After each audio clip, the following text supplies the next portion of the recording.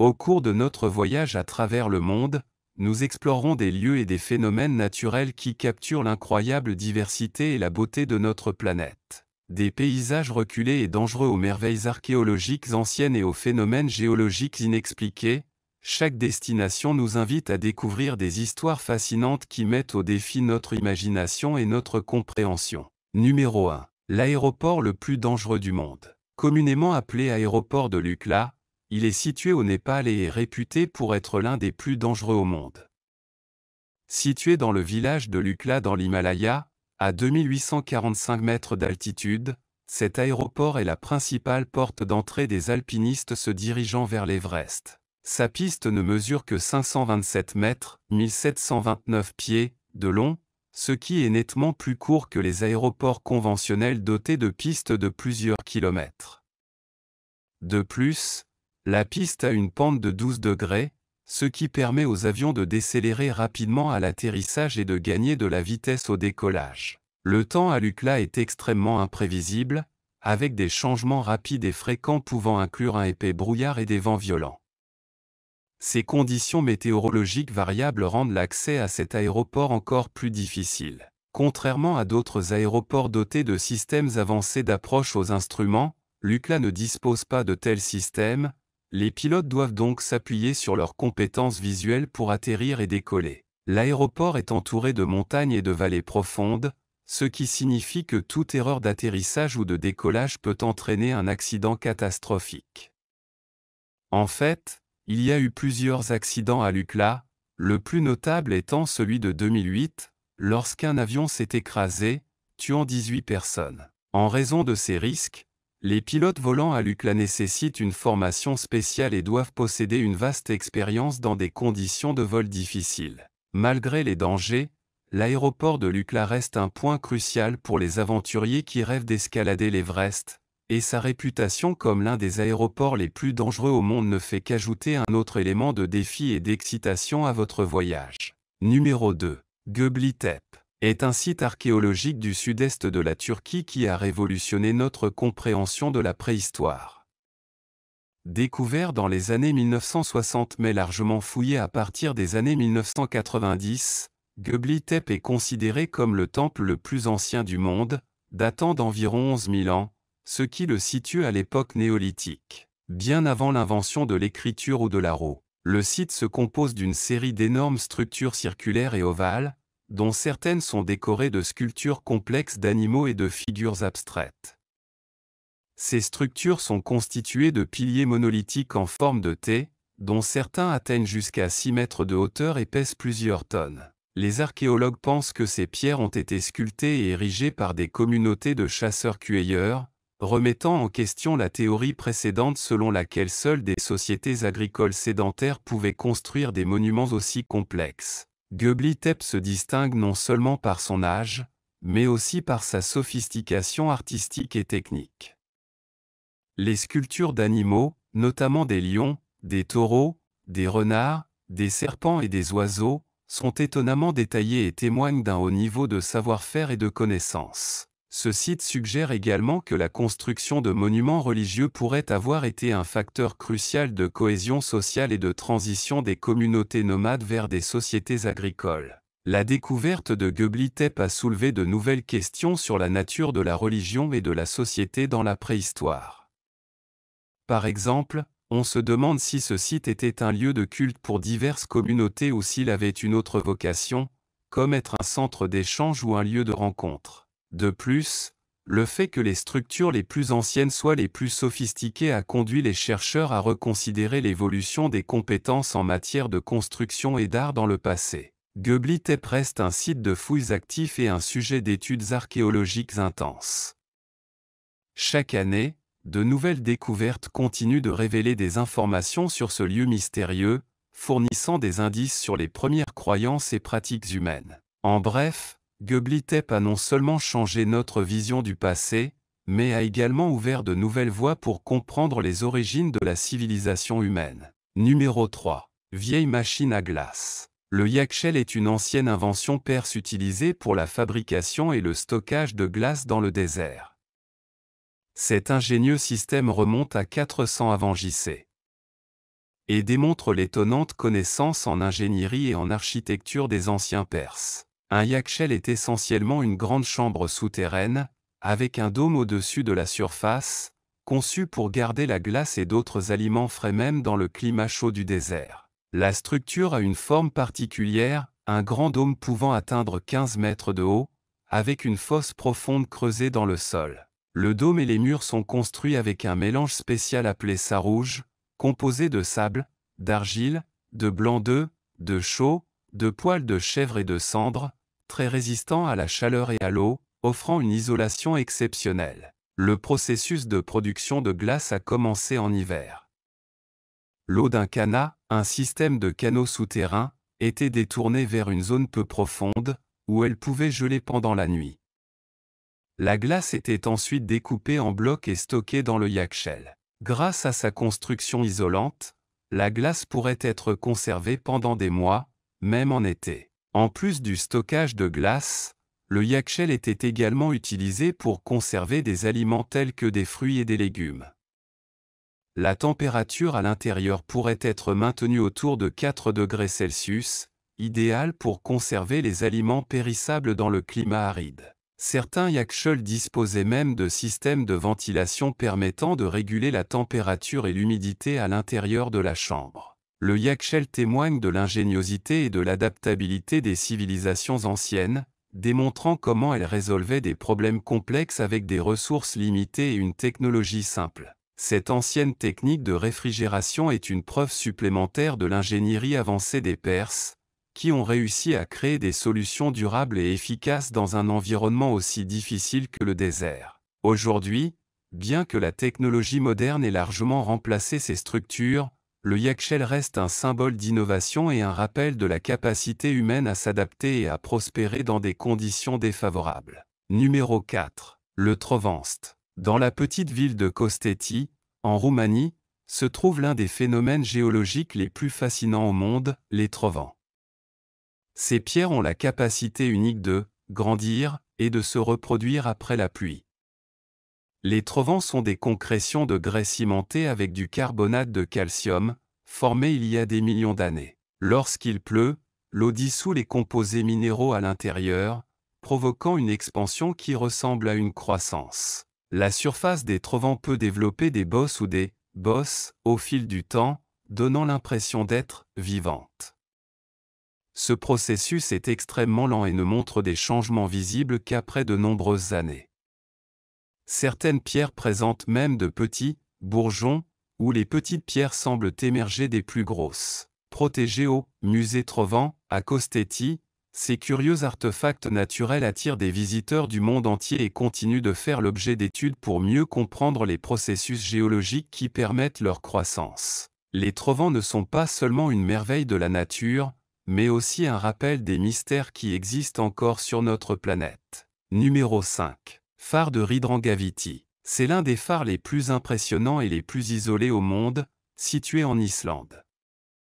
Construit en 1939, ce phare est situé sur un rocher abrupt au milieu de l'océan Atlantique, à 34 mètres d'altitude, dans l'archipel de Vestmannaeyjar. La construction de Ridrangaviti a été un exploit impressionnant, compte tenu des conditions extrêmes et de l'inaccessibilité du site. Les constructeurs ont escaladé les falaises jusqu'au sommet du pilier, travaillant à la main sur les rochers glissants, la pluie et les vents violents, sachant qu'un simple glissement pouvait les projeter dans le froid glacial de l'Atlantique Nord. Le phare fournit des indications essentielles aux navires naviguant dans ces eaux dangereuses, où les courants et les vents peuvent être dangereux. L'accès au phare est extrêmement difficile, à l'origine on ne pouvait y accéder qu'en escaladant le rocher, mais aujourd'hui, l'entretien s'effectue principalement par hélicoptère en raison du danger de l'ascension. Son emplacement unique et difficile a fait de Ridrangaviti un symbole de ténacité et d'ingéniosité humaine face à l'adversité naturelle. Entouré d'une vue imprenable sur l'océan et la côte islandaise, le phare de Ridrangaviti est non seulement fonctionnel mais aussi une attraction touristique pour ceux qui cherchent à voir l'un des endroits les plus spectaculaires et isolés au monde. Ce phare témoigne de la capacité des humains à construire et à exploiter des structures dans certains des environnements les plus inhospitaliers de la planète. Numéro 6. Tam Gia, le plus grand trou du monde. Découvert dans les eaux de la baie de Chetumal, au large de la côte sud-est de la péninsule du Yucatan, au Mexique, le trou bleu de Tamgial s'est révélé être le trou bleu sous-marin le plus profond au monde. Avec une profondeur initialement mesurée à 274 mètres par échosondeur, de nouvelles mesures à l'aide d'un profileur CTD ont confirmé que le Tamgial s'étend jusqu'à au moins 420 mètres sous le niveau de la mer, déplaçant ainsi le précédent détenteur du record, le Dragon Hole en mer de Chine méridionale. Ce trou bleu monumental, dont le nom en maya signifie « eau profonde », représente une merveille géologique en constante exploration. Les scientifiques étudient les formations karstiques côtières de cette région, fascinés par la profondeur mystérieuse du Tamgial et par son potentiel à révéler des secrets sur l'histoire géologique et la biodiversité sous-marine. Malgré les progrès technologiques, le fond du Tamgial reste un mystère non résolu, remettant en question les limites de la connaissance humaine des profondeurs marines et mettant en évidence l'ampleur des merveilles cachées de notre planète. Numéro 7. La mystérieuse île Mingo. À première vue, on n'imaginerait pas qu'il y a des centaines de maisons sur la petite île de Mingo. Cette île rocheuse est située dans le lac Victoria, entre l'Ouganda et le Kenya. L'île étant située dans une zone riche en pêche, il existe un différend entre les deux pays sur sa souveraineté. L'île ne mesure pas plus de 4000 m², mais abrite plus de 500 habitants. Les maisons sur ce petit rocher sont construites en tôle et la plupart des gens vivent dans la pauvreté. À ce jour, le nombre d'habitants de cette île ne cesse d'augmenter. Numéro 8. L'église la plus isolée du monde. Il existe de nombreux lieux sacrés situés en hauteur dans les montagnes, où les fidèles viennent adorer leur divinité, mais aucun n'est comparable à la colonne Catski. Le monastère le plus haut et le plus solitaire de la planète est une église qui couronne un impressionnant rocher calcaire de 40 mètres de haut, situé à environ 200 km à l'ouest de Tbilissi, la capitale de la Géorgie. Aujourd'hui, la plupart des moines qui y vivent doivent gravir une échelle métallique fixée au flanc du rocher pour accéder à l'église. Ils font chaque jour cette ascension risquée pour offrir leurs prières. La colonne Catski n'est pas une destination touristique, mais un espace de méditation et de culte pour les moines. En fait, seuls les hommes appartenant à un ordre religieux spécifique peuvent monter sur la colonne, et les femmes n'ont jamais pu y accéder dans toute l'histoire. Les premiers moines qui se sont installés au sommet de la colonne l'ont fait au Xe et XIe siècle. Ils y vivaient dans un isolement total et consacraient chaque jour de leur vie à la prière. Aujourd'hui, cependant, les moines montent sur la colonne uniquement pour prier dans l'église, mais ils résident dans le monastère situé au-dessous de la colonne. Numéro 9. Le dernier espoir de l'humanité. Vous n'aurez peut-être jamais la chance de voir la réserve mondiale de semences du Svalbard, mais il y a une raison très importante pour laquelle elle a été construite dans un endroit aussi isolé. Cette impressionnante voûte est cachée dans une montagne sur une île lointaine de l'archipel du Svalbard, située entre la Norvège et le pôle Nord. C'est comme l'arche de Noé, mais au lieu d'animaux, elle contient presque toutes sortes de graines qui existent dans le monde. Il peut contenir jusqu'à 4,5 millions d'échantillons de graines, mais pour l'instant il ne contient qu'environ 1,5 million de variétés de cultures provenant des 4 coins de la planète. Le Global Seed Vault a été créé pour garantir que nous disposons d'une sauvegarde ou d'une réserve de toutes les cultures du monde au cas où nous souffrions d'une maladie ou d'une catastrophe mondiale. À un moment donné dans le futur, cette voûte garantira que nous disposerons toujours des ressources naturelles nécessaires pour cultiver de la nourriture sur Terre. Si un champignon muté infecte tout le maïs, le blé et le riz cultivés dans le monde, nous avons toujours les graines stockées dans le coffre-fort du Svalbard en dernier recours pour de nouvelles cultures. Numéro 10. Église ravivée par des fantômes. Dans la petite ville de Lukova, en République tchèque, se dresse une église qui garde un secret effrayant. Il s'agit de l'église de San Roré, une construction du XIVe siècle qui témoigne de la foi et de l'histoire de ses habitants. Mais en 1968, tout bascule lors d'un enterrement, le toit de l'église s'effondre, provoquant la panique parmi les assistants. Les habitants ont interprété l'événement comme le signe d'une malédiction et ont abandonné le temple pour toujours. L'église a été exposée au passage du temps et au pillage des communistes, qui ont emporté ses peintures, statues et autres objets de valeur. Pourtant, en 2014, un jeune étudiant en art lui redonne vie. À la recherche d'un endroit pour son projet de fin d'année, il est tombé sur l'église en ruine et y a vu une opportunité. Avec la permission du directeur du temple, il créa plusieurs sculptures en plâtre recouvertes de tissu blanc, qu'il plaça sur les bancs comme s'il s'agissait de fidèles en train de prier. Les personnages fantomatiques ont fait une grande impression sur ceux qui les voyaient de l'extérieur, et l'église est rapidement devenue une attraction touristique mondiale. Le travail de l'étudiant visait à rendre hommage aux Allemands qui y avaient prié avant d'être expulsés après la Seconde Guerre mondiale, mais il a également réussi à susciter un intérêt pour l'histoire et la restauration de l'église. Numéro 11. Village de poupées abandonné au Japon. Il existe de nombreux endroits isolés, mais aucun n'est aussi effrayant que Nagoro. Cette ville située sur l'île de Shikoku ressemble à un film d'horreur. Ses habitants ne sont pas des humains, mais des poupées de paille, au nombre d'environ 350 au total. Ils ont tous été fabriqués par une femme qui est revenue dans la ville après de nombreuses années et a constaté que presque tous étaient partis ou morts. Pour combler le vide, il commence à créer des poupées représentant d'anciens voisins et à les placer à l'endroit où ils se trouvaient. De nos jours, les poupées semblent avoir leur propre vie. Certains sont assis dans des maisons, d'autres dans des salles de classe et d'autres encore dans différents coins de la ville. Visiter Nagoro est une expérience unique, à condition de ne pas avoir peur des poupées. Numéro 12. La dernière maison de Holland-Islande. Cette maison était la dernière encore debout sur Holland-Islande, une île qui a disparu sous les eaux.